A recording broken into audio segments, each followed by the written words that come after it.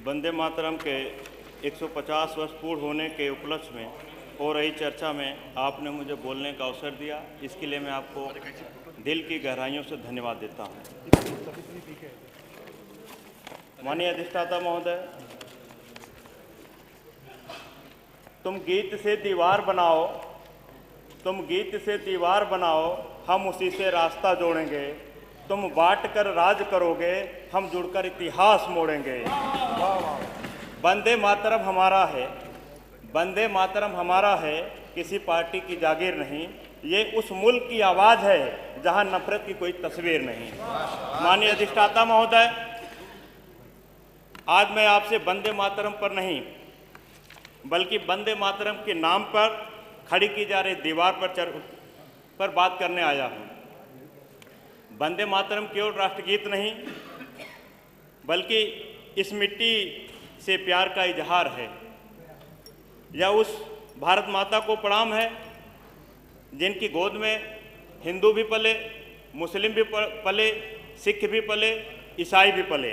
लेकिन आज बहुत अफसोस के साथ कहना पड़ रहा अधिष्ठाता महोदय कि देशभक्ति को राजनीति का औजार बना दिया गया है। सवाल वंदे मातरम का है ही नहीं, सवाल नीयत का है। क्या देशभक्ति जबरदस्ती पैदा कराई जा सकती है? क्या मोहब्बत डंडे से पैदा होती है? क्या आस्था पुलिस के डर से पैदा होती है? अगर ऐसा होता माननीय अधिष्ठाता महोदय, तो आज़ादी की लड़ाई में महात्मा गांधी के साथ मौलाना आज़ाद ना होते, भगत सिंह के साथ अशफाकुल्लाह खां ना होते और राम प्रसाद बिस्मिल के साथ हिंदुस्तान की साजी रूह न धड़कती। माननीय अधिष्ठाता महोदय, जब इस देश की लड़ाई चल रही थी, गांधी जी के नेतृत्व में इस देश की आज़ादी को लड़ा जा रहा था और कुछ लोग अंग्रेजों की मुखबिरी किया करते थे। आज वो भी देशभक्ति की बात करते हैं। 70 साल जहां तिरंगा झंडा नहीं फहराया गया, आज वो लोग भी देशभक्ति की बात करते हैं। जो अंग्रेजों से पेंशन लेते थे, आज वो भी देशभक्ति की बात करते हैं। माननीय अधिष्ठाता महोदय, भारत की पहचान एक रंग, एक भाषा, एक धर्म से नहीं है। भारत की पहचान एकता में विविधता। लेकिन आज की सत्ता, खासतौर पर बीजेपी की राजनीति, जब उन्हें पता है जब हिंदू मुस्लिम साथ खड़ा हो जाएगा, इनकी जो नफरत की राजनीति है वो हार जाएगी। इसको उलझाने के लिए कभी मंदिर मस्जिद, कभी वंदे मातरम, हर रोज कोई ना कोई ऐसा मुद्दा लाया जाएगा जिससे मूलभूत मुद्दों से भटका दिया जाए। माननीय अधिष्ठाता महोदय, आज असली सवाल तो है कि चर्चा वंदे मातरम हो रही है, बहुत अच्छी बात है। चर्चा सोने पे होना चाहिए जिसका रेट 1,40,000 पार हो गया है। चर्चा चांदी पे भी होना चाहिए जो 2 लाख प्रति किलो हो गई है। और चर्चा डॉलर पे भी होना चाहिए जो 90 रुपये पार कर गई है। और महंगाई पे होना चाहिए। माननीय अधिष्ठाता महोदय, आप किसान आत्महत्या क्यों कर रहे हैं, इस पे कोई चर्चा नहीं होती है। नौजवानों का भविष्य आज अंधेरे में है, इस पे कोई चर्चा नहीं हो रही है। इन सब सवालों के जवाब न देने के बजाय हमें आपस में लड़ाया जाता है। मैं साफ साफ कहना चाहता हूँ, मुसलमानों को देशभक्ति किसी प्रमाण पत्र की मोहताज नहीं है।